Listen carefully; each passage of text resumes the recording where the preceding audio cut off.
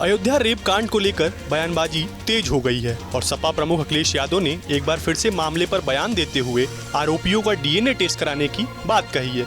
इससे पहले बीजेपी के प्रतिनिधिमंडल ने अयोध्या जाकर पीड़िता के परिवार से मुलाकात की थी। वहीं दूसरी तरफ पीड़िता को बेहतर इलाज के लिए लखनऊ रेफर कर दिया गया है। अयोध्या रेप पीड़िता को बेहतर इलाज के लिए लखनऊ मेडिकल कॉलेज रेफर किया गया है। सीएमओ डॉक्टर संजय जैन कड़ी सुरक्षा के बीच पीड़िता को एम्बुलेंस से लेकर लखनऊ के लिए रवाना हो गए। रेप पीड़िता को इलाज के लिए अयोध्या के महिला अस्पताल में भर्ती कराया गया था, लेकिन संसाधनों की कमी के कारण डॉक्टरों ने केजीएमयू लखनऊ रेफर कर दिया। अयोध्या रेप कांड की पीड़िता की मां ने बताया कि बाजार जाने पर लोग धमकियां दे रहे हैं। मामला दर्ज कराने के बाद भी धमकियां मिल रही हैं। उन्होंने बताया कि इसकी जानकारी पुलिस को दी गई है और उन्होंने कहा कि कार्रवाई करेंगे, लेकिन इसके बाद भी घर से बाहर निकलने में लोग धमकी दे रहे हैं। यूपी के अयोध्या में बच्ची के साथ दुष्कर्म के आरोपी समाजवादी पार्टी के भदरसा नगर अध्यक्ष मोहित खान की बेकरी पर चल रहे बुलडोजर की कार्रवाई के बीच राजनीति गर्मा गई है। सपा मुखिया अखिलेश यादव ने डीएनए टेस्ट का सुझाव दिया, तो वहीं अखिलेश यादव ने कहा कि कुकृत्य के मामले में जिन पर भी आरोप लगे हैं उनका डीएनए टेस्ट कराकर इंसाफ का रास्ता निकाला जाए, न कि केवल आरोप लगाकर सियासत की जाए। जो भी दोषी हो उसे कानून के हिसाब से पूरी सजा दी जाए, लेकिन अगर डीएनए के बाद आरोप झूठे साबित हों तो सरकार के संलिप्त अधिकारियों को भी बख्शा न जाए, यही न्याय की मांग है। अयोध्या का जो मामला है जी बहुत ही दर्दनाक है, शर्मनाक है और पीड़िता के साथ समाजवादी पार्टी पूरी तरह से खड़ा है। समाजवादी पार्टी की मांग है, अरे सुन लो भाई, अरे सुन लो, जो भी आरोपी है, जो भी कल्प्रिट है, उसके खिलाफ कानून में जितनी कड़ी से कड़ी सजा हो, कड़ी से कड़ी सजा हो, सजा दिलाई जाए और जो भी आरोपी हो यहाँ तक उसको फांसी दिलाई जाए। और हाँ पार्टी बता रहे हाँ सुनिए पार्टी ने एक उच्च स्तरीय कमेटी का गठन कर लिया है और ये कहा गया है बहुत जल्दी से जल्दी बिना अनावश्यक विलंब के अपनी रिपोर्ट दे और रिपोर्ट के आधार पर कार्रवाई की जाएगी। उसमें देरी नहीं लगेगी, विलंब नहीं लगेगी, अनावश्यक विलंब नहीं है और दूध का दूध, दूध का पानी हो जाएगा।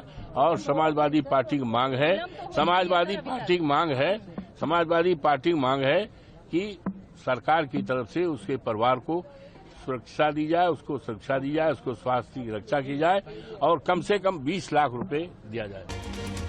आपको बता दें कि अयोध्या दुष्कर्म मामले में योगी सरकार एक्शन में है। बच्ची की मां से मुख्यमंत्री योगी आदित्यनाथ की मुलाकात के 24 घंटे बाद आरोपी सपा नेता मोहित खान की बेकरी को बुलडोजर से ढहा दिया गया। अपर जिलाधिकारी प्रशासन अनिरुद्ध प्रताप सिंह और अयोध्या विकास प्राधिकरण के सचिव सत्येंद्र सिंह के साथ एसडीएम सुहावल अशोक सैनी की मौजूदगी में भारी पुलिस फोर्स को लेकर कार्रवाई शुरू की गई। अयोध्या विकास प्राधिकरण के सचिव सत्येंद्र सिंह ने कहा कि बेकरी तालाब की जमीन पर बनी थी। जांच के बाद एक्शन लिया गया। आरोपी की अवैध संपत्ति की जांच की जा रही है। इधर योगी सरकार में मंत्री संजय निषाद भी पीड़िता बच्ची से मिलकर अस्पताल पहुंचे। बाहर निकलने पर वो फूट कर रोए। उन्होंने कहा अखिलेश का पीडीए झूठा साबित हो रहा है, लगता है इन अपराधियों के सहारे इनकी जीत हुई थी। वहीं भाजपा का प्रतिनिधिमंडल रविवार यानी 4 अगस्त को पीड़िता के परिजनों से मिलने के लिए अयोध्या पहुंचा था। भाजपा के प्रतिनिधिमंडल में शामिल उत्तर प्रदेश के मंत्री नरेंद्र कश्यप ने पीड़िता की मां को आश्वासन दिया कि परिवार की सुरक्षा के लिए पर्याप्त व्यवस्था की जाएगी।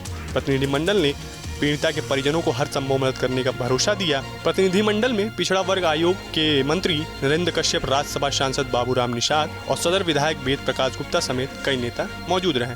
अयोध्या में नाबालिग से गैंगरेप मामले में पीड़िता के परिवार को जान से मारने की धमकी मिल रही है। पीड़िता की मां ने बताया कि आरोपी के लोग उन्हें और उनके परिवार को जान से मारने की धमकी दे रहे हैं। आरोपी के समर्थकों ने धमकी दी है कि वह बच्चे और परिवार के सभी सदस्यों को मार डालेंगे। पीड़िता की मां ने कहा उन्हें फोन पर धमकी मिल रही है, बल्कि आरोपी के समर्थक सीधे उनके घर जाकर उन्हें धमकी दे रहे हैं। उन्हें कहा ये लोग भदरसा के ही रहने वाले हैं और समुदाय विशेष से ताल्लुकात रखते हैं। हमें धमकी दी जा रही है कि तुम्हें मार डालेंगे, पर लोग कह रहे हैं कि सबको मार डालेंगे। उत्तर प्रदेश में अयोध्या में निषाद समुदाय की 12 साल की बच्ची के साथ गैंगरेप का मामला सामने आया था। घटना अयोध्या के पूरा कलंदर थाना क्षेत्र की है, जहां आरोपियों ने रेप की पीड़िता का अश्लील वीडियो बना लिया था। इसके बाद लंबे समय तक उसे ब्लैकमेल करते रहे। इन्होंने हरकत को अंजाम देते रहे। मामले का खुलासा तब हुआ जब पीड़िता 2 महीने की गर्भवती हो गई। रेप का आरोपी समाजवादी पार्टी के नेता और फैजाबाद के सांसद अवधेश प्रसाद की टीम का सदस्य मोइन खान है। भारतीय जनता पार्टी षड्यंत्र करना चाहती है चुनाव से पहले, और उनका लक्ष्य पहले दिन से रहा है कि समाजवादियों को कैसे बदनाम किया जाए। मुसलमानों को लेकर के उनकी जो सोच है वो अनडेमोक्रेटिक है, अनकॉन्स्टिट्यूशनल है। कोई योगी अगर वो लोकतंत्र पर भरोसा नहीं करता है और कॉन्स्टिट्यूशन पर भरोसा नहीं करता, वो योगी नहीं हो सकता है।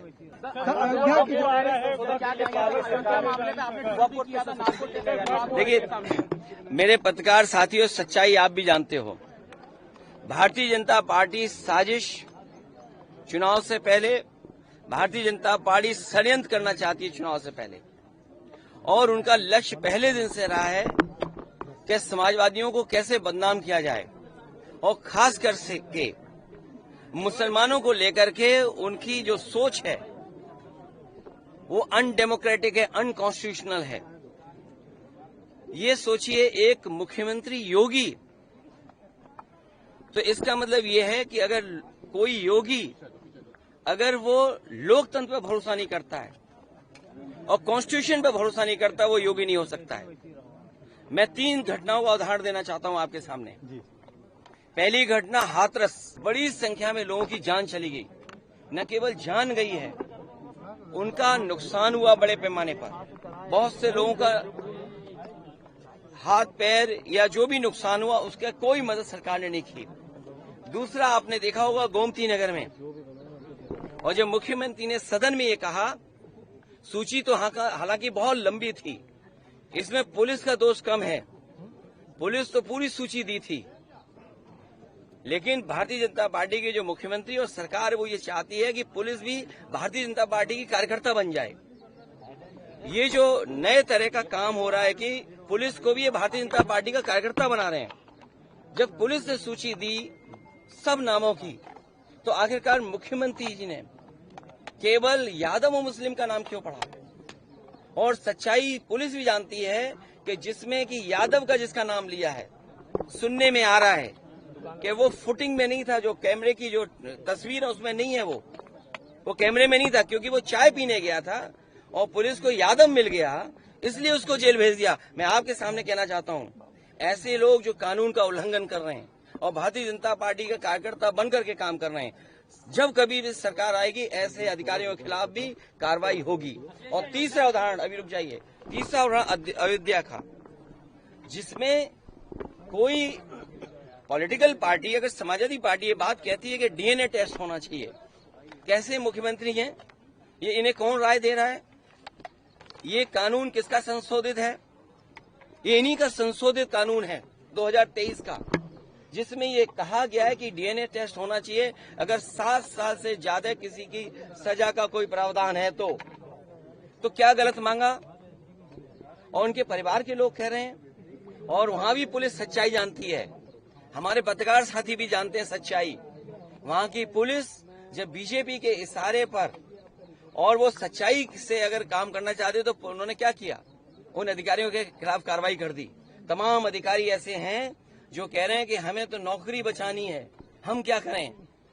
हम टेंशन में आ जाएं कि हम भी सर मार दें किसी आदमी के सर पे। आपने देखा नहीं बनारस में क्यूटो में क्या हुआ? अधिकारी पे इतना प्रेशर, इतना प्रेशर, इतना प्रेशर कि वो आकर के सर मार दिया उसके व्यापारी के। सोचिए आप, इसमें तमाम ऐसे लोग हैं, आप अकेले में बात करना कितने प्रेशर में जीवन जी रहे हैं। ये जो भार है इनके पास, मेडल बेल और ये तमाम लैनियार्ड और नेम प्लेट और तमाम उसके अलावा ऐसा भार है इनके ऊपर, ये काम नहीं कर सकते, न्याय नहीं दे सकते। और उसका परिणाम ये हुआ कि भेदभाव कर रहे हैं, और ये भेदभाव इसलिए कर रहे हैं कि इनको हर जगह राजनीति दिखाई दे रही है, वोट दिखाई दे रहा है। ये कितना भी कुछ कर लें, अब जनता को इनसे कोई उम्मीद नहीं है, और जब उम्मीद खत्म हो जाए किसी पॉलिटिकल पार्टी से तो समझ लेना उनका सफाया होना निश्चित है। ये जो हारे हैं, इतना बुरा हारे हैं, जनता इससे भी बुरा इन्हें हराएगी, तभी इनका इलाज हो सकता है। आरोप है कि जब पीड़िता के परिजनों ने पुलिस की शिकायत की तो पुलिस ने कोई एक्शन नहीं लिया। हालांकि जब विश्व हिंदू परिषद, बजरंग दल और निषाद पार्टी के लोगों ने कार्यकर्ताओं ने आक्रोश जताया तो पुलिस ने एक्शन लिया। इसके बाद पुलिस ने सपा के भदरसा नगर अध्यक्ष मोहित खान सहित 2 लोगों को गिरफ्तार कर दिया। आपको हमारा ये वीडियो कैसा लगा हमें कमेंट बॉक्स में बताएं। देश और दुनिया की तमाम और यूपी उत्तराखंड की हर छोटी बड़ी खबर के लिए न्यूज टीवी चैनल को सब्सक्राइब करना ना भूलें। न्यूज नेशन अब व्हाट्सएप पर खबरों के ताजा अपडेट के लिए न्यूज नेशन के इस QR कोड को स्कैन करें।